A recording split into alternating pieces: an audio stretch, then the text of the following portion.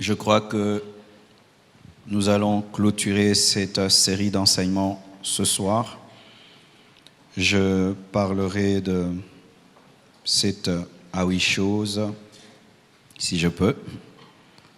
Et nous allons clore ces enseignements sur la délivrance des possédés, la délivrance des captifs. C'est un enseignement technique pour ceux qui ont le fardeau de libérer les autres. Nous sommes debout pour lire la Bible dans Matthieu 17, verset 14 jusqu'au verset 21.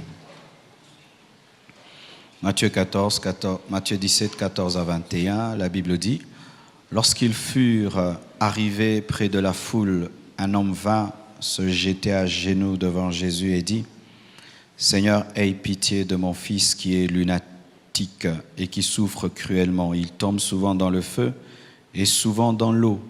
Je l'ai amené à tes disciples et ils n'ont pas pu le guérir. » « Race incrédule et perverse, répondit Jésus. Jusqu'à quand serai-je avec vous? Jusqu'à quand vous supporterai-je? Amenez-le-moi ici. Jésus parla sévèrement au démon qui sortit de lui et l'enfant fut guéri à l'heure même. Alors ses disciples s'approchèrent de Jésus et lui dirent en particulier: « Pourquoi n'avons-nous pu chasser ce démon? C'est à cause de votre incrédulité, leur dit Jésus. Je vous le dis en vérité, si vous aviez de la foi comme un grain de sénévé, vous diriez à cette montagne: transporte-toi d'ici là, et elle se transporterait. Rien ne vous serait impossible. Mais cette sorte de démon ne sort que par la prière et par le jeûne. » Asseyez-vous, s'il vous plaît. Comment libérer un captif? Nous voyons là Jésus-Christ qui donne une technique à ses disciples: la foi, le jeûne et la prière. Et j'ai parlé de beaucoup de choses. Et pour ce soir, voici encore d'autres choses à faire lorsque tu veux délivrer un possédé. Il faut demander à la personne de bien s'habiller pour sa délivrance. C'est-à-dire que lorsque tu fixes un rendez-vous pour une délivrance, surtout pour une jeune dame, pour une femme, il faut lui dire: quand tu viendras mardi, mercredi, habille-toi bien. Surtout si tu vois que c'est une femme qui ne s'habille pas bien. Donc c'est sûr que lorsqu'elle reviendra, elle reviendra mal habillée. Amen. Hein? Donc quand tu vois déjà qu'elle s'habille mal d'habitude, sache que le jour de la délivrance, elle s'habillera mal. Et quand on fait la délivrance, les habits se soulèvent, on saute dans tous les sens et il peut se faire que ça puisse te distraire. C'est pourquoi il faut déjà dire à la personne: quand tu reviendras, habille-toi bien. C'est très important. Nous voyons dans les hôpitaux, même lorsque tu arrives à l'hôpital, on te donne du coup un habit à porter, parce qu'il y a une manière aussi de s'habiller dans un hôpital. Et je crois que le plus grand hôpital, c'est l'Église. Amen. Et la Bible dit dans 1 Thessaloniciens 5, verset 22, « Abstenez-vous de toute espèce de mal. » Toute espèce de mal. J'aime bien ce verset parce qu'il contient tout ce qui est mal. Car la Bible ne peut pas être un registre de tous les péchés du monde. Sinon, ce serait un gros livre. Mais là, vous voyez, on dit: abstenez-vous de toute espèce de mal. Tout ce qui peut sembler être mal, il faut s'en garder. Même dans le domaine de la délivrance, une personne mal habillée, mal vêtue, il ne faut pas. Il faut lui dire: ma sœur, prochainement, tu t'habilles bien. Et si elle est venue mal habillée, il faut lui dire: rentre, habille-toi bien. Ou nous ici, on a des pagnes disponibles. On fait porter un pagne pour que les choses se passent décemment. Mais si là où tu vas prier, il n'y a pas de pagne, il n'y a rien, il faut lui dire: va, change-toi et puis reviens. Parce qu'il ne faut pas que tu mettes ton salut en jeu lorsque tu veux sauver quelqu'un d'autre. Amen. Il ne faudrait pas que tu t'égares en cherchant à délivrer quelqu'un. Il ne faudrait pas que tu sois intoxiqué en cherchant à sauver l'autre. Dieu ne permet pas ça. Nous voyons même que lorsque Moïse a demandé à Dieu d'effacer son nom du livre de vie pour Israël, Dieu a refusé. Dieu ne permet pas à un homme de perdre son âme pour un autre. Seul Jésus-Christ peut mourir pour nous parce que lui peut ressusciter. Mais toi, ne pense pas que tu peux t'égarer pour l'autre. Il se peut que tu t'égares pour la vie. Donc, il faut demander à la personne de bien s'habiller pour sa délivrance. Enfin, ces bruits-là, ça me dérange. afin d'éviter toute espèce de mal. Deuxièmement, il faut la couvrir si les démons la dénudent. Là, c'est dans le cas, la personne est bien habillée, elle a porté une longue robe, vraiment, elle n'était pas venue mal habillée, mais pendant la délivrance, qu'est-ce qui se passe? Le démon commence à la dénuder. Et je vous assure, il y a des esprits comme ça, qui peuvent déchirer l'habit de la personne, qui peuvent soulever consciemment pour distraire celui qui prie. Et là, si cela arrive, il faut couvrir la personne. Il ne faut pas continuer à prier. Il faut arrêter la délivrance, couvrir, parce que lorsque tes yeux voient, le diable peut te donner des mauvaises pensées, il peut te donner de mauvais désirs et il peut même t'injecter un esprit d'adultère, un esprit d'impudicité. Il faut arrêter la délivrance, habiller la personne, et si tu es seul, tu es un homme avec une femme, il faudrait directement faire participer à cette délivrance une femme qui va veiller sur l'autre femme, parce que tu ne vas pas non plus habiller une femme. Amen. Hein? Tu ne vas pas l'habiller. Il faudrait toujours que tu te fasses aider. C'est pourquoi Jésus-Christ, lorsqu'il envoyait ses disciples, il les envoyait 2 à 2. Amen. On est plus en sécurité à 2. C'est pourquoi moi, quand je fais la délivrance, il y a toujours maman Mimi qui est là, Franck qui est là, Sion qui est là. Lorsque ça se complique, je sonne et puis ils viennent et ils me donnent un coup de pouce. On n'est jamais archi fort. Amen. Ce sont les personnes qui tombent dans l'orgueil spirituel qui chutent. Tant que tu es humble et tu ne vas pas dans des combats que Dieu ne permet pas, tu tiendras bon jusqu'à la fin de ta vie. Mais si tu te permets d'entrer dans des combats que Dieu ne permet pas, mon frère, tu risques d'y perdre ton âme. Donc retenez, il faut demander à la personne de bien s'habiller pour la délivrance. Là, c'est le rendez-vous. Et de 2, si elle est couverte, mais pendant la délivrance, il y a des manifestations qui soulèvent ses vêtements, il faut l'habiller, arrêter la délivrance et l'habiller. Matthieu 6, verset 13 nous dit, « Ne nous induis pas en tentation, mais délivre-nous du malin. » Ne nous induis pas en tentation. C'est parmi les requêtes que Jésus-Christ donne à ses disciples lorsqu'il prie. Il faut toujours prier que Dieu éloigne de toi la tentation. Une personne spirituelle évite la tentation, ne va pas vers la tentation. Quel que soit ton niveau de force, ne cherche pas la tentation, n'invite pas la tentation, ne te mets pas dans une situation de tentation. Sois tenté de manière obligatoire, mais ne te mets pas dans une situation qui favorise la tentation. Je crois que je disais tout ça dans mes précédentes interventions. Troisièmement, il faut avoir l'esprit de l'urgence. Et là, je vais commencer maintenant à entrer en profondeur. Il faut avoir l'esprit de l'urgence, éviter la lourdeur et ne pas suivre les caprices de la personne possédée. Éphésiens 5, verset 16, la Bible dit « Rachetez le temps, car les jours sont mauvais. » Mes frères et sœurs, des fois, il y a un esprit de lourdeur qui nous prend. Tu dois prier pour quelqu'un, mettons lundi, et quelque chose te dit, mais tu peux prier mardi, tu peux prier mercredi, jeudi, vendredi, et en attendant, Satan peut tuer cette personne. Des fois, la lourdeur peut venir de toi ou venir de la personne. Tu lui fixes un rendez-vous et elle a tout le temps des raisons et des raisons et des raisons. La plupart des temps, c'est que le démon qui est dans cette personne est au courant qu'il y a un rendez-vous de délivrance et ce démon va travailler pour que la délivrance n'aille pas lieu. C'est pourquoi d'ailleurs, lorsque tu fixes à quelqu'un un rendez-vous pour prier, mettons lundi, il faut prier que cette personne revienne parce qu'elle peut partir pour ne jamais revenir. Je connais des gens qui sont entrés dans mon bureau pour un rendez-vous de délivrance, on ne s'est jamais plus revu. Pourquoi? Les démons ont travaillé pour que ces personnes ne reviennent pas.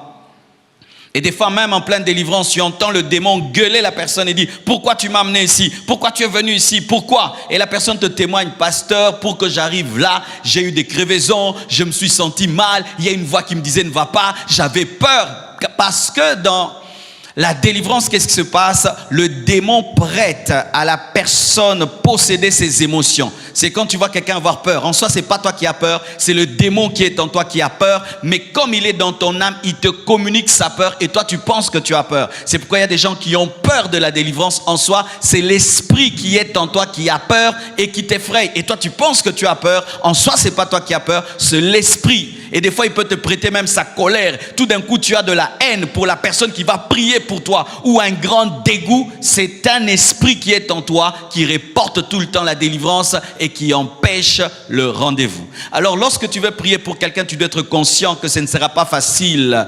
Un rendez-vous de délivrance est toujours difficile à être réalisé. Soit c'est toi qui seras combattu, soit c'est la personne qui sera combattue. Tu peux tomber malade ou être faible ou être fatigué ou avoir tellement de raisons. Elle aussi peut tomber malade et tu dois te battre. C'est pourquoi, autant qu'il est possible, il faut prier pour la personne le plus tôt que possible. Amen. Hein? Le plus tôt que possible. Si c'est possible, même lundi, prie. Si c'est le même mardi, prie. Fixe un rendez-vous le jour suivant si vraiment tu es super occupé. Mais si tu as le temps, fais-le directement. Pourquoi? Il se peut que la personne ne revienne pas.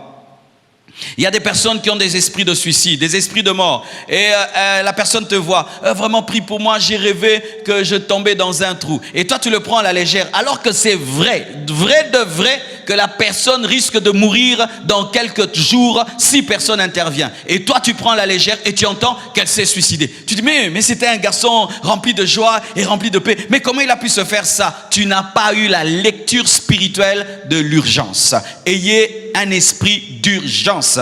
Dans les hôpitaux, il y a des salles d'urgence. Amen. C'est-à-dire qu'il y a des cas qui ne peuvent pas passer par le secrétariat, passer directement. Il faut l'opération directement. Pourquoi? Parce que si vous allez 2 semaines, 3 semaines, 4 semaines, la personne peut mourir. Il en est de même dans les choses de Dieu. Il y a des cas, il faut directement. C'est-à-dire tu finis la cure d'âme et tu sens que ce monsieur, j'ai fini la cure d'âme mardi. Le temps que ça arrive samedi, il va encore réchuter. Il y aura plus de démons. Directement, tu pries. Amen. Ayez l'esprit de l'urgence. La Bible dit, rachetez les temps car les jours sont mauvais. Je me suis rendu compte que des fois, lorsque je devais prier pour quelqu'un et je me sentais très lourd pour prier, une grande délivrance était cachée. Car des fois ça arrive, tu écoutes quelqu'un et puis tu vois vraiment que son cas est grave et tu regardes tout ce que tu dois faire et tu dis ça va, je vais prier, je prierai. Et le jour que tu pries, tu te rends compte qu'il y avait des esprits pleins de démons dans la personne qui étaient en train de t'empêcher de prier. Sachez que les démons sont réels, le monde spirituel est réel. Même le fait même de venir à l'église, c'est un combat pour plusieurs, n'est-ce pas? Si chacun de nous doit monter ici et nous dire ce qu'il a ressenti pour venir au culte, de la lourdeur, la fatigue, même une voix qui te dit ne va pas, qu'est-ce que tu vas rater? Et alors pour un service de délivrance, c'est pourquoi lorsque l'occasion se présente et tu peux le faire, fais-le. Amen. Hein? Donc, ayez toujours un esprit d'urgence. Ne soyez pas paresseux. Ne tombez pas dans la lourdeur. Ne tombez pas dans la négligence. Et ne prenez pas au sérieux les caprices du possédé. Il y a des personnes possédées qui arrivent te voir. Prie pour moi. Et quand vous causez, puis elle change. Non, pas aujourd'hui. Oh. Et puis toi, tu laisses la personne. Des fois, ce n'est plus elle qui parle, c'est le démon. Car une personne qui a un démon peut passer en mode humain et en mode démoniaque sans que tu te rendes compte. Ah oui. Tu peux être en train de causer avec quelqu'un et sans que tu te rendes compte, tu ne parles plus avec lui. Tu es en train de parler avec le démon qui est en lui. Mais tu dois avoir le discernement de savoir. Mais comment cet homme est venu me chercher pour que je prie? Et maintenant que je parle de la prière, il me dit non, pas aujourd'hui. Tu peux savoir que là, ce n'est plus la personne, mais c'est un démon. Alléluia. Alors tu dois t'imposer, avoir de l'autorité. Tu ne peux pas opérer dans la délivrance sans avoir l'autorité et dire à la personne, je prie pour toi maintenant. Non, tu prieras demain. À genoux, toi, on va prier. Et là, tu te rendras compte que ce n'était pas elle, c'était l'esprit. Amen. Hein? Ne reporte pas toujours à demain ce que vous pouvez faire aujourd'hui, à moins vraiment que tu sentes que si tu commences cette délivrance, tu n'auras pas assez de temps. Là, tu fixes un rendez-vous parce que aussi, n'oubliez pas ce que j'ai enseigné. Il ne faut pas commencer ce que tu ne pourras pas terminer. Une autre chose qui complète ce que je viens de dire. Il ne faut pas être mécanique dans la délivrance. Il ne faut pas tomber dans un système dans la délivrance. La Bible dit dans Actes 16, versets 16 à 18. Comme nous allions au lieu de la prière, une servante qui avait un esprit de python et qui, en devinant, procurer un grand profit à ses maîtres, vint au-devant de nous et se mit à nous suivre. Paul et nous. Elle criait, ces hommes sont les serviteurs du Très-Haut et ils vous annoncent la voie du salut. Elle fit cela pendant plusieurs jours. Paul, fatigué, dans d'autres versions on dit excédé, se retourna et dit à l'esprit, je t'ordonne au nom de Jésus-Christ de sortir d'elle. Et il sortit à l'heure même, c'était sur une route. Voici mes frères et sœurs. Souvent l'homme aime toujours créer une religion. Un jour, avant de prier pour quelqu'un, tu fais une cure d'âme, après il confesse, il s'agenouille, tu imposes les mains, tu chasses, les démons partent, et puis ça devient ton système. Tu fais tout le temps comme ça, tout le temps, et de sorte même que tu crées des principes autour, que la délivrance ne se passe que de cette manière, que de cette manière, que de cette manière. C'est lorsque nous voyons même des religions qui créent même des rites autour de la délivrance. Il faut mettre de l'encens, il faut mettre une bougie, il faut une croix. Pour tout, chaque fois il faut chasser les démons. Il faut une croix, il faut une bougie, il faut de l'encens. Pourquoi? Une fois ils ont fait ça marcher. Et d'ailleurs, sachez que l'encens ne chasse pas les démons, la croix ne chasse pas les démons, les bougies ne chassent pas les démons. Amen. Un démon peut brûler une croix, éteindre une bougie et se parfumer d'encens. Ah oui, amen. C'est au nom de Jésus qu'on chasse les démons. Pas de bougie, pas d'encens, pas de croix. Tout cela, ça ne fait rien au diable. Et d'ailleurs, dans certains films d'exorcisme, on voit même les démons qui s'amusent avec les croix. Amen. Alors, mes frères et sœurs, qu'est-ce qui se passe? Même nous, dans nos églises de réveil, nous créons de tels systèmes. On chasse les démons à l'église, on chasse les démons dans une pièce, dans un bureau, un système. Alors que tu peux chasser un démon dans un bus, tu peux chasser un démon sur la route, tu peux chasser un démon dans une voiture, tu peux chasser un démon à l'école, tu peux chasser un démon au bureau, tu peux chasser. Tu peux chasser un démon sans même avertir que tu le chasses. Je crois hier alors que je recevais, c'est ce qui est arrivé. J'étais en train de causer avec une dame et ses filles. Alors j'ai fini de causer avec la dame et puis je cause avec une autre. Et puis une autre vient, elle s'assied face à moi. Pendant qu'on cause, tout d'un coup, je vois que son regard n'était pas normal. Et puis je lui pose une question, j'étais encore dans le naturel. Je dis, mais en fait, comment ton regard est comme ça? Tu es malade, tu souffres des yeux. Et puis du coup, pendant que je lui parlais, elle a tourné son dos. Alors j'ai su que c'était des puissants des ténèbres qui n'arrivaient pas à me fixer et que nous n'étions plus dans le naturel, nous étions dans le spirituel directement, sans avertir. Yamba. Kwani wane komi affrontement. Bituma deje bandaki. Na longwe na nzoto tokoti na mulim. Alléluia. Pourquoi? Parce que pendant que toi tu opères dans le naturel, le surnaturel a commencé. Qu'est-ce que tu dois faire? Tu dois quitter le naturel, entrer dans le surnaturel et opérer. Et directement, j'ai commencé à prier. J'étais sur ma chaise, elle était sur la chaise et le combat avait lieu de chaise en chaise. Give me amen. Mon frère, ma soeur, tu peux aller dans un supermarché pendant que tu es en train d'attendre ton tour d'acheter. L'autre commence à dire, hé, moto, frère, sache que devant là, il y a une puissance de ténèbres qui ne supporte pas la puissance que tu dégages. Dis au nom de Jésus, démon, toi qui es devant moi, sors, tu vas voir, pou, au bandit église Nakatia boutique. Donne-moi la main. Paul a chassé le python ou sur la route. Il est en train de marcher, le démon dérange. Il se retourne, démon quitte. Tu t'imagines ça? Sur une avenue, tu vois quelqu'un qui est en train de marcher, se retourne, démon sort et quelqu'un tombe. Waouh! Ça c'est beau. Des fois vous ratez des passes en ordre de Dieu parce que vous êtes trop religieux. Vous êtes trop dans le système, alors que des fois l'onction de Dieu se meut déjà et tu n'as même pas besoin de dire à genoux, toi, reçois Jésus-Christ, tu opères directement dans la puissance et tu verras le miracle et le prodige. Amen. Tu peux te promener et tu vois un fou. Lorsque le fou te voit, il commence à s'agenouiller. Mon frère, c'est un miracle, c'est un penalty. Marque. Alléluia. Tu te promènes, un fou te suit. Ensuite, te dit, délivre-moi.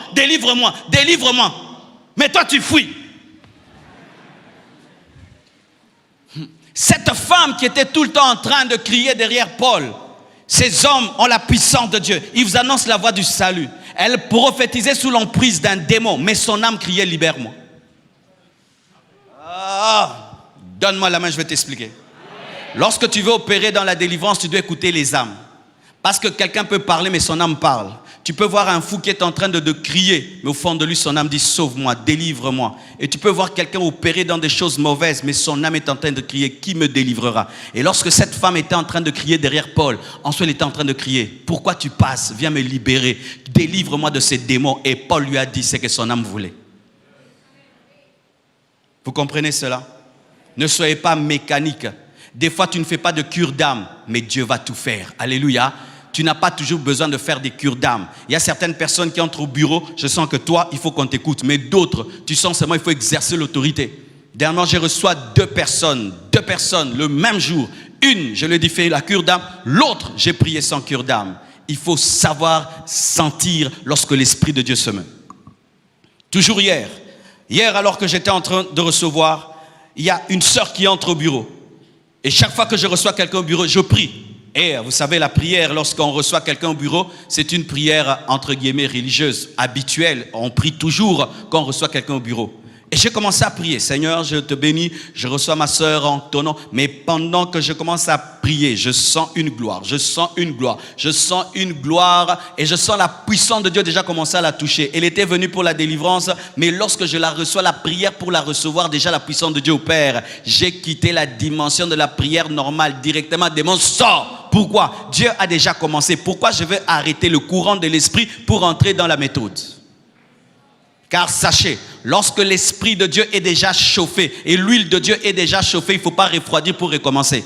Car ce n'est pas toi qui conditionne l'Esprit, c'est à toi de suivre l'Esprit, ce n'est pas l'Esprit de te suivre. Car certains, lorsqu'ils sont sous l'emprise de la religion, ils arrêtent le flot de l'Esprit afin d'opérer dans le système. Donne-moi la main. N'est-ce pas que ça nous arrive deux fois? Vous êtes des choristes, vous avez dit nous allons chanter 44 cantiques. Vous commencez le premier cantique, la gloire qui devait tomber à la 4e chanson tombe à la première chanson. Ça veut dire jetez toutes les chansons, restez dans la première. Mais des fois vous quittez la première chanson, vous entrez dans la 2e, la 3e et plus vous changez, plus Dieu s'en va. Mais vous chantez Jésus, mais Jésus n'est pas dans Jésus. Oui. Et oui,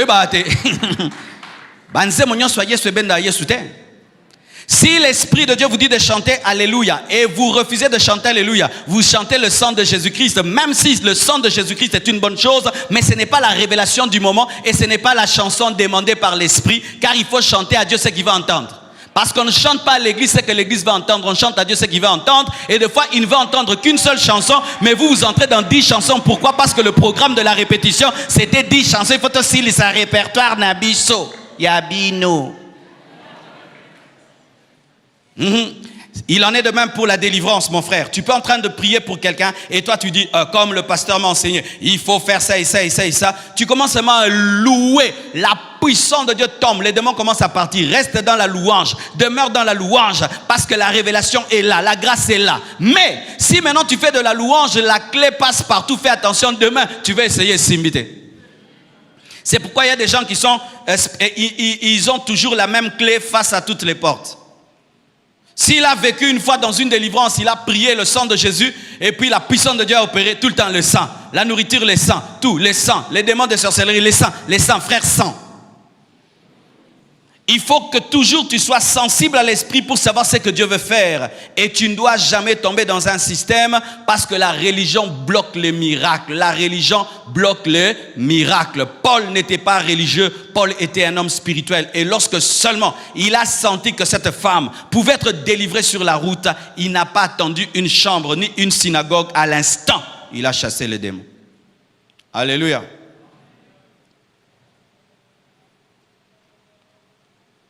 Aussi, mes frères, souvent nous pensons que lorsque tu as chassé les démons, on va t'acclamer toujours, mais sache que des fois, chasser un démon peut t'attirer des problèmes. Délivrer quelqu'un peut t'amener des combats, mais des bons combats. Lorsque Paul a délivré cette femme, ça a créé des problèmes. Pourquoi? Cette femme, par le don de divination, donnait de l'argent, procurait de l'argent à ses maîtres parce qu'elle était esclave. Et tu peux délivrer quelqu'un qui a un esprit de fétiche. Et une fois que tu le délivres, mes frères, tous ses clients s'en vont et toute sa vie est détruite, mais pour être reconstruite, et tu as des combats. Et je vous assure, mes frères, vous ne devez pas opérer dans la délivrance pour être des stars, car des fois, ça crée des problèmes. Des des problèmes. Tu délivres quelqu'un, ça crée des problèmes. Peut-être c'était un enfant qui était consacré au diable pour que ses parents aient l'argent. Et toi, tu délivres cet enfant et du coup, tout est détruit. Vous voyez, lorsqu'on a délivré le possédé de Gadara, tous ceux qui vendaient des cochons ont perdu leurs cochons et ils ont chassé Jésus. Et il y a des délivrances qui appauvrissent. Tu délivres quelqu'un, les cochons sont perdus. Et tu dois accepter qu'on te chasse de Gadara. Oui, mes frères et sœurs, une délivrance peut t'amener des combats. Tu peux finir en prison parce que tu as délivré quelqu'un. Tu as délivré quelqu'un, tu finis en prison. Il y a certains endroits en Europe, tu ne peux même pas chasser le démon d'homosexualité. C'est interdit, c'est interdit. On peut te filmer quand tu dis seulement « esprit d'homosexualité, va-t'en » et tu es arrêté. Alors ce n'est pas une partie de plaisir, tu dois toujours être conscient des conséquences parce que tu opères réellement dans un combat et dans une guerre. Et la Bible nous dit que lorsque Paul a délivré cette femme, il a été persécuté, mais il avait fait une bonne chose. Cinquièmement, il faut économiser tes forces. Parler et pas crier. Lorsque tu chasses les démons, il ne faut pas crier. Il faut parler. Il faut parler avec autorité, mais il ne faut pas crier. C'est au démon de crier, c'est à toi de parler. Mais aujourd'hui, les gens crient quand ils chassent les démons et les démons parlent. Démon, sors! Je ne sors pas, je ne sors pas. Sors! Je ne sors pas. Tu perds ton temps, tu perds ton temps. Sors!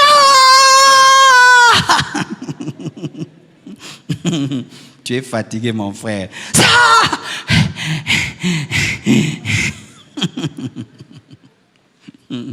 Je faisais ça avant. Avant, quand j'avais commencé l'église, imagine, tu es là au bureau, tu dois recevoir 20 personnes ou 30 personnes et tu commences à crier. Sur la première, tu cries. La deuxième, tu cries. La troisième, tu cries. Tu arrives à la 10e, tu es fatigué. Et vous savez, c'est un démon qui m'avait aidé. Alors, en ce temps-là, je faisais la délivrance, je crois, mardi. De 12h à 17h et après, je crois, 17h30, je devais donner la formation à l'école des disciples. Et là, il y avait un démon, il ne partait pas. Je chassais, je criais. Il m'a dit, Pasteur Marcelo, tu es fatigué. D'ailleurs, les disciples t'attendent, il faut que tu ailles enseigner. Ah, j'ai dit, ce démon connaît mon programme, comment? Et quand je le chassais, il me disait, Pasteur, tu dois aller enseigner l'air. Quand je suis rentré, j'ai dit, Seigneur, c'est quoi le problème? Il m'a dit, ton problème, c'est que tu cries. Il faut parler. Il faut parler, les démons partiront. L'autorité n'est pas dans la voix, l'autorité est dans la foi. L'autorité n'est pas dans la voix, l'autorité est dans la foi. Tu peux avoir une grosse voix, mais tu as peu d'autorité. Tu peux avoir une petite voix, mais tu as une grande autorité, car des femmes peuvent chasser les démons que les hommes ne peuvent pas chasser. Mais nous, souvent, c'est quand on pense que la voix. Et si on prie pour toi, au nom de Jésus, Yokangouya. Mais si on te touche seulement comme ça, oh. Alors Dieu a commencé à me dire, tu dois apprendre maintenant à opérer dans l'autorité. La Bible dit que Dieu faisait des miracles extraordinaires par les mains des apôtres. Et il m'a appris que rien que toucher quelqu'un, même si je ne dis rien, c'est au nom de Jésus. C'est comme maintenant quand je fais la ligne de prière, je fais seulement ça.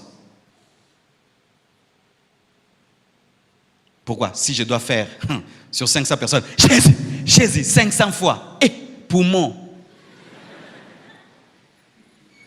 Jésus, libre, libre, libre, libre, libre, libre. Non, Jésus, libre. Mais il n'a pas dit Jésus, mais c'est libre au nom de Jésus. Libre. Sors, quitte, va-t'en, sors, quitte. Libre, va-t'en, quitte, libre, libre, quitte. C'est tout. Au nom de Jésus, libre. C'est un kit complet, libre. Sors, c'est tout. Va-t'en, c'est tout. Maintenant, c'est tout. Mais si tu crois que dans le maintenant, il y a le feu, il y a le sang, il y a le tout dedans, kit complet. Pourquoi? Si tu dois prier pour 1000 personnes, comment tu vas faire? Si tu dois recevoir 50 possédés, comment tu vas faire? C'est pourquoi quand je reçois au bureau, vous entendez les démons crier. Moi, vous ne m'entendez pas crier. Donne-moi la main. Lorsque tu te brûles, est-ce que le feu parle? Prends ta main, mets dans le feu. Tu vas crier. Yeah! Le feu dit quelque chose. Il est le feu. Sois le feu. Aie le feu. Aie la puissance. Aie l'onction. aie la puissance, aie l'onction, aie une vie de prière, tu toucheras et le feu de Dieu va se dégager. Tu parleras et les démons criaient. La Bible nous dit que Jésus-Christ parlait, les démons criaient. Des fois même ils criaient avant qu'ils ne parlent. Il se tient seulement à Gadara, les démons commencent à crier. C'est alors qu'ils commencent à parler. Le problème de l'église actuelle, elle manque d'autorité. C'est pourquoi nous crions et les démons parlent. Alors il faut que parler et les démons crient. Économise tes forces quand tu pries. Pourquoi? Parce que dans certaines délivrances, Dieu peut tester ton amour. Moi, je ne pense pas que les démons font 2 heures du temps pour partir parce qu'ils sont forts. Non, c'est Dieu qui teste mon amour pour la personne. Allez voir si vraiment tu aimes cette personne pour prier pendant 1 heure, 2 heures. Alors si Dieu teste ton amour et que tu dois prier pour quelqu'un pendant 2 heures, et pendant 2 heures tu dois crier, mais après tu auras des maux de tête. Alors, mais je peux parler calmement pendant 2 heures du temps. Parce que qu'est-ce qui arrive souvent? Lorsque les démons commencent à s'agiter et commencent à parler fort, je ne pars pas, je ne pars pas. Tu vois aussi les chrétiens, nous aussi on monte. Tu vas partir, je pars pas, tu vas partir. S'il dit, je pars pas, tu pars. Je pars pas, tu pars. Je ne veux pas partir, tu pars. Si lui monte, toi ne le suis pas. Amen. Hein? Parce que quand les gens sont sous l'emprise des démons, Bazama, Kasimogo, soufflez. Et toi peut-être tu as jeûné, n'est-ce pas? Tu as jeûné pendant 2 jours, 3 jours, et lui crie, et toi tu cries comme lui. Reste dans la fermeté, dans la foi, dans le calme, jusqu'à ce qu'il parte. On reconnaît l'autorité, pas dans le cri, on reconnaît l'autorité dans la foi. Amen. Lorsque tu pries, économise tes forces, parle, ne crie pas, et laisse les démons parler. Amen. 6e, il ne faut pas avoir peur des menaces des démons ou des esprits humains. Pendant la délivrance, un esprit peut te menacer. Je détruirai ta vie, je détruirai ta famille, je détruirai ta vie. Tu me chasses. Qui es-tu pour entrer dans ce combat? Qui es-tu pour entrer dans cette guerre? Je vais te détruire, je vais détruire ta famille. Et il y a des gens, quand seulement un démon dit ça, tu commences à clôturer la délivrance. Pourquoi? Tu te dis, comment je vais entrer dans un combat? Et quand tu rentres à la maison, tu trembles, tu attends que ces démons t'attaquent. Et comme tu attends qu'ils t'attaquent, ils vont t'attaquer. Pourquoi? Parce que tu as donné au diable les armes qu'il n'avait plus. Pour ma part, je crois que lorsqu'on chasse les démons, rien ne peut nous nuire. Car il est écrit dans Luc 10, verset 19, « Voici, je vous ai donné le pouvoir de marcher sur les serpents et sur les scorpions, et sur toute la puissance de l'ennemi, et rien ne pourra vous nuire, et rien ne pourra vous nuire, et rien ne pourra vous nuire, et rien ne pourra vous nuire, et rien ne pourra vous nuire, et rien ne pourra vous nuire, et rien ne pourra vous nuire. » Donc tu peux chasser le diable en personne et rien ne pourra te nuire. Tu peux chasser Belzéboul en personne et rien ne pourra te nuire. Tu peux affronter le plus grand sorcier et rien ne pourra te nuire. Tu peux affronter le plus grand démon mais rien ne pourra te nuire. La parole de Dieu dit la vérité. Je crois la parole. Je ne crois pas mes émotions. Je ne crois pas mes sens. Je ne crois pas ce que le diable dit, mais je crois ce que la Bible dit. Rien ne pourra me nuire. Ils te menaceront. Qui es-tu? Nous allons te détruire, nous allons t'anéantir, nous allons. Ne crois jamais ce que le diable dit. Crois ce que la Bible dit. Amen. Une fois lorsqu'on était en train de prier pour la croissance de l'église, c'était lorsqu'on n'avait pas encore l'explosion. Et c'était la période où Dieu m'avait révélé qu'il fallait acheter des chaises et commencer à déclarer 1000 membres, 2000, 3000. Et un jour, la nuit, je suis en train de prier et je vois un esprit de 3 mètres. C'était une chauve-souris debout sur ses pieds, parlant un parfait français. Et à côté, à la droite, un esprit blanc avec des yeux noirs. Et de l'autre côté, un esprit noir avec des yeux blancs. Et il me disait, Marcelo, arrête de nous déranger, arrête de nous déranger. Et si tu continues, nous allons toucher à ce que tu aimes. Et je dis, je n'ai pas peur de toi. Amen. Hein? Si le diable en personne se donne la peine de te chercher, donc tu l'as frappé. Alléluia, le diable ne se donne pas le temps de venir visiter quelqu'un pour rien. S'il te visite, donc tu lui as dérangé. Chaque oppression démoniaque est une prophétie que Dieu agit. Oui, chaque oppression démoniaque est la preuve que Dieu agit. Lorsque tu vois le pharaon prendre toute son armée et commencer à poursuivre les Israélites dans la mer Rouge, sache que la puissance de Dieu s'est manifestée. Et chaque fois que tu vois les puissances de ténèbres s'élever contre toi, sache que tu as la puissance de Dieu. Amen. Hein? Le diable ne perd pas son temps avec des gens qui lui font rien du tout. Vous tous qui dormez et vous avez des attaques, on vous menace, arrête de prier. Frère, c'est l'exhortation de prier. Satan est devenu ton modérateur. Moi, si je suis en train de prier, j'entends une voix qui me dit « Arrête de prier, tu nous déranges. » Je dis « Eh, merci Satan, quelle exhortation !» Si tu sens des forces de ténèbres quand tu pries, te menacer et te disent « Arrête de prier pour ta famille. » Mon frère, prie pour ta famille, tu es en train de toucher. N'arrête surtout pas. Et quand tu pries pour quelqu'un, tu entends les démons te dire « Arrête, tu nous déranges. » Donc vraiment frère, tu déranges. Et comme tu déranges, tu vaincras. Ne croyez pas aux menaces du diable, ne croyez pas aux menaces des démons, ni des esprits humains qui disent « Nous allons te chercher à la maison. Celui qui est en toi est plus puissant que celui qui est dans le monde. » J'ai dit celui qui est en toi est plus puissant que celui qui est dans le monde. Celui qui est en toi est plus puissant que celui qui est dans le monde. C'est pourquoi, septièmement, il faut avoir conscience de Jésus-Christ et de son armée. Lorsque tu es en train de chasser les démons, n'aie pas conscience de toi. Et n'aie pas conscience du diable, aie conscience de Jésus. Le problème, des fois, les gens qui chassent les démons ont conscience des démons. Tu vois, quand tu chasses et puis les démons se manifestent et tout, tu as maintenant conscience du diable. Tu as conscience des sorciers. Tu oublies qu'il y a Jésus, tu oublies qu'il y a les anges. Mes frères et sœurs, si pendant que tu chasses un démon, ils sont, mettons, à 10 démons, sache qu'il y a au moins 20 anges. Car ceux qui sont avec nous sont plus nombreux que ceux qui sont avec eux. Lorsque le diable s'est rebellé, il a amené le 1/3 des anges et 2/3 sont restés fidèles à Dieu. Donc si je chasse un démon, il y a au moins 2 anges. Si je chasse 20 démons, il y a au moins 40 anges. Avec moi, il y a toujours plus nombreux qu'eux.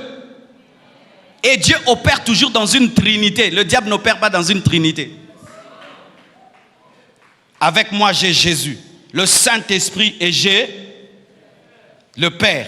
Mais quand le diable est devant moi, il n'y a pas le Fils, il n'y a pas le Saint-Esprit.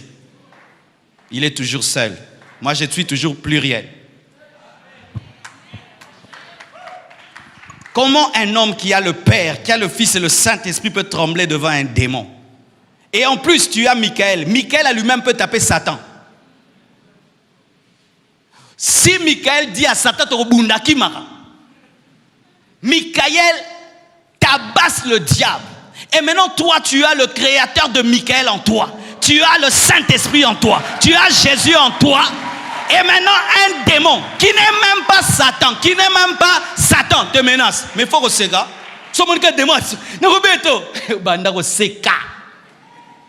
c'est comme si un bébé dit qu'il va te taper. Tu vois un bébé avec une couche qui te dit on va se battre. On dit ya, impoli. Donne-moi la main. Un jour, mon pasteur va à Brazzaville et pendant qu'il est en train de prêcher, il y a un jeune garçon qui avait touché à la magie pour être un grand karatéka. Et ce garçon, il se levait, il crie et puis monte et puis tape les intercesseurs. Et tout le monde avait fui. Et maintenant, le garçon était devant mon pasteur. Il a commencé à faire ses katas et il se préparait à monter pour taper le pasteur. Tu sais ce que le pasteur lui a fait? Pendant qu'il fait ses katas là, il veut à Bétira. Take it! Yo, moi, m'ké. Tu as le fort en toi. Tu as le tout-puissant en toi. Tu as le fort en toi. Tu as le tout-puissant en toi.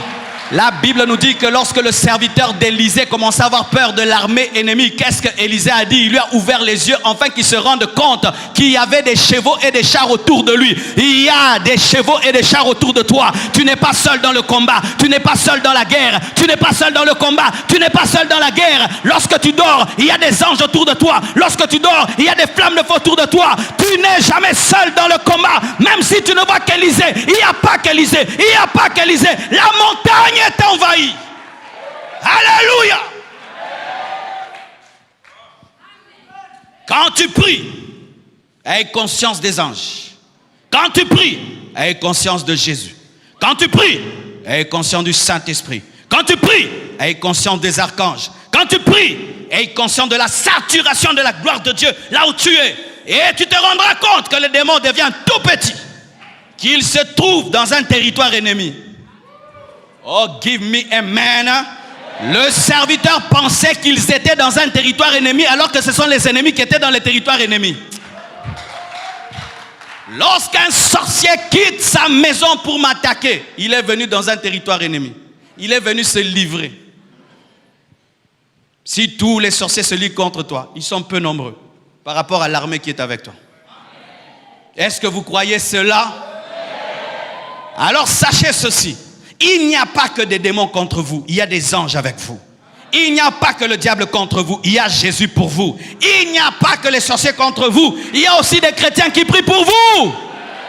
L'Église doit redécouvrir la dimension des anges, la dimension du surnaturel, la dimension de la présence de Dieu. Beaucoup de chrétiens échouent face aux puissants des ténèbres parce que nous n'avons conscience que du diable et des démons. Et nous l'entendons, je ne pars pas, je suis venu le détruire, je suis. Mais qu'est-ce que Jésus a dit? Je vous donne le pouvoir de marcher sur les scorpions, sur toute la puissance de l'ennemi, et rien ne pourra vous nuire. Celui qui est en moi est plus fort que celui qui est dans le monde. C'est la vérité. C'est la vérité.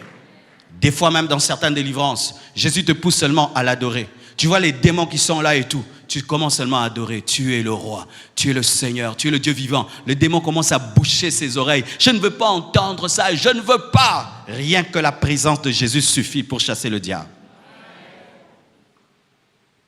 Alléluia. Mais j'aimerais vous dire quelque chose d'important. Enseigner sur la libération des captifs, sans dire ce que je veux dire, c'est donner un message déséquilibré. Sachez ceci pour finir. Le salut est plus important que l'autorité sur les démons. Le salut est plus important que l'autorité sur les démons. Luc 10, versets 17 à 20, la Bible dit: les 70 revinrent avec joie, disant: Seigneur, les démons même nous sont soumis en ton nom. Jésus leur dit: je voyais Satan tomber du ciel comme un éclair.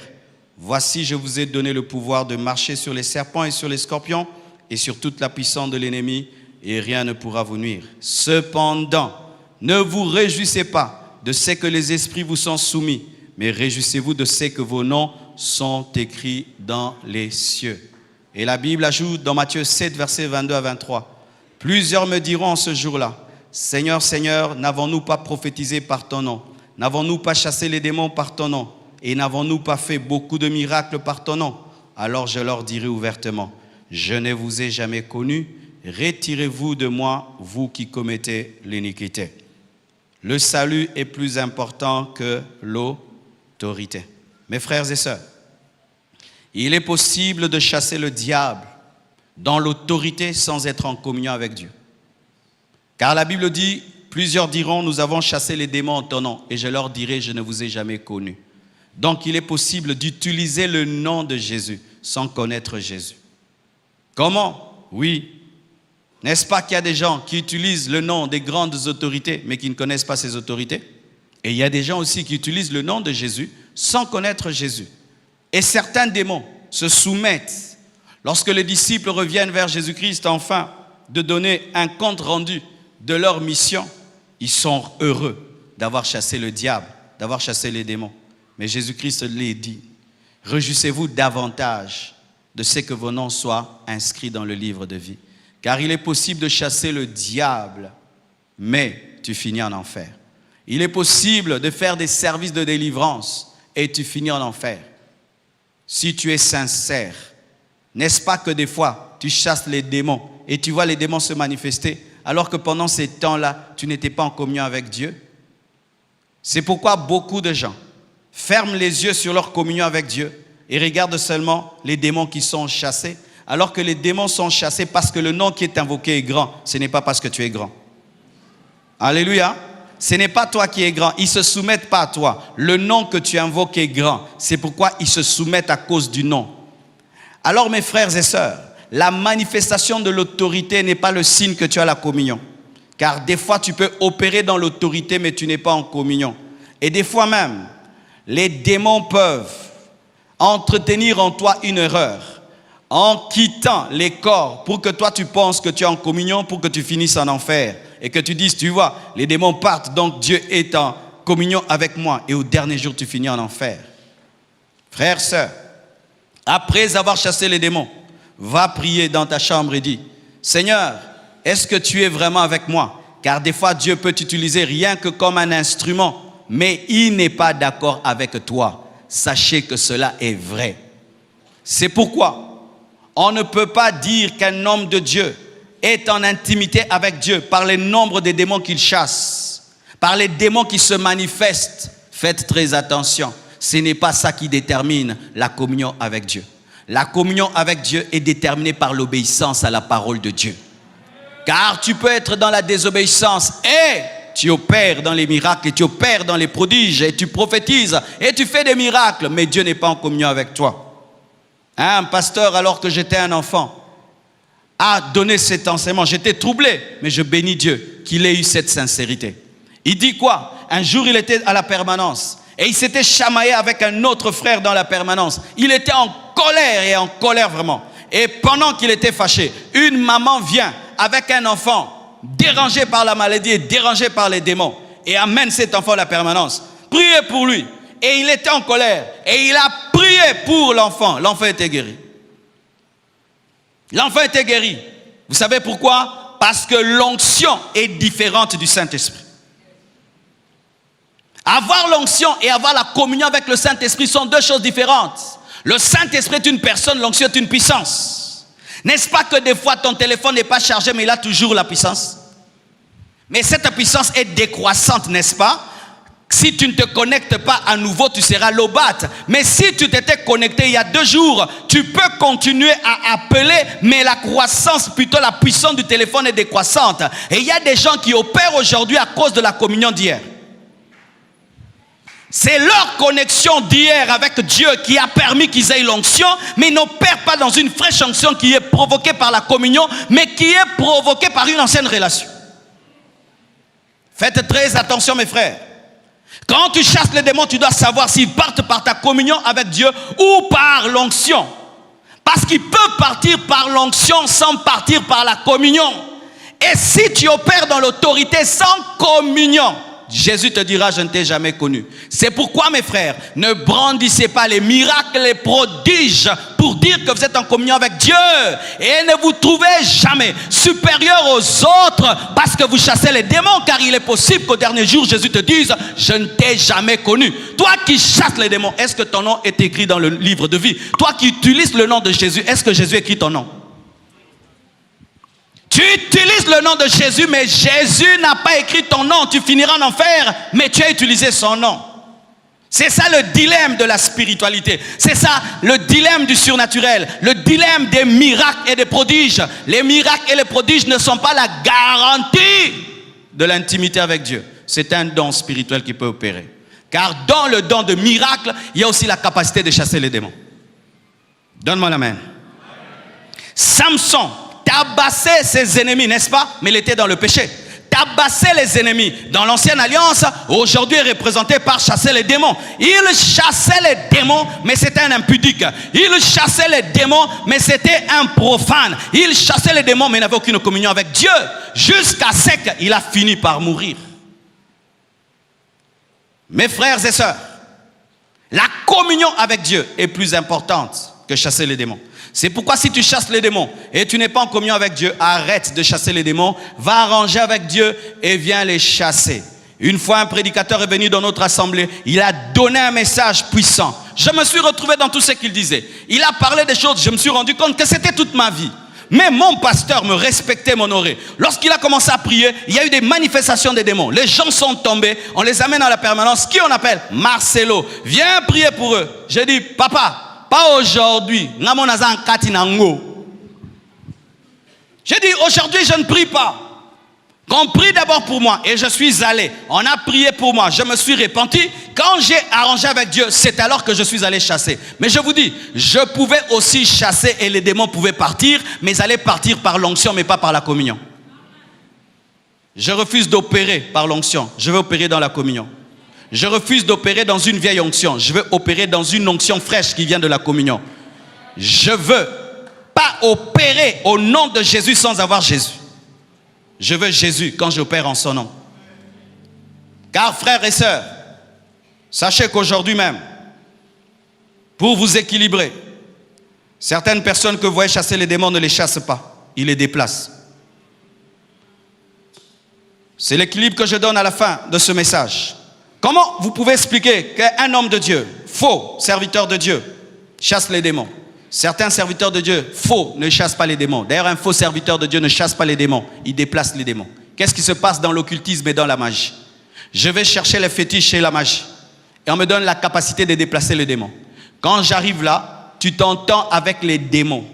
Parce que vous deux, vous servez le même maître. Et tu leur dis, pendant qu'il est en train de faire, il fait d'autres choses que vous ne voyez pas. Il dit, toi, quitte ici pour qu'on puisse croire en moi. Et quand il faut croire en moi, je vais les amener auprès du diable. Et tu vois les démons partir. Mais qu'est-ce qui se passe? Il quitte ce corps, s'il entre dans ce corps-là. Il quitte ce corps, s'il entre dans ce corps-là. Il quitte ce corps, il entre dans ce corps-là. Mais vous regardez dans la caméra, et les démons partent, mais ils ne partent pas. Ils sont en train de se déplacer d'un corps à un autre parce qu'ils ne les chassent pas dans les lieux arides, ils les chassent dans les corps. N'est-ce pas que les démons ont demandé à Jésus-Christ d'aller dans les pourceaux? Maintenant, eux, ils ne chassent pas les démons dans les lieux arides ni dans les pourceaux, ils les chassent dans les pourceaux spirituels. Qui sont les cochons spirituels? Ce sont tous ces païens qui vont dans les églises, des cochons spirituels. Oui, mon frère, lorsque tu vas dans un lieu de délivrance et tu es un païen et tu ne connais rien sur Dieu, tu deviens un cochon. Et les démons, des fois, au lieu d'aller dans les lieux arides, ils entrent en toi. Car les cochons, est-ce qu'ils avaient prié? Mais c'était des lieux disponibles pour les démons. Et des fois, quand on chasse les démons, ils disent, hey, nakotata awa, atale pesant ngulu. Oui, mes frères, vous qui vous amusez à venir à l'église et vous n'avez aucune crainte de Dieu. Comme aujourd'hui, il y a des gens qui sont dans le péché, mais qui aiment aller là où on chasse les démons. Hey, combat, combat, combat, combat. Et toi-même, tu n'as pas la crainte de Dieu, tu deviens le cochon. Tu deviens les pourceaux de Gadara. Oui, tu deviens le pourceau de l'église. Et tous les esprits entrent en toi. C'est pourquoi, mes frères, quand vous venez à l'église, soyez sérieux, soyez des hommes. Soyez des hommes. Alléluia.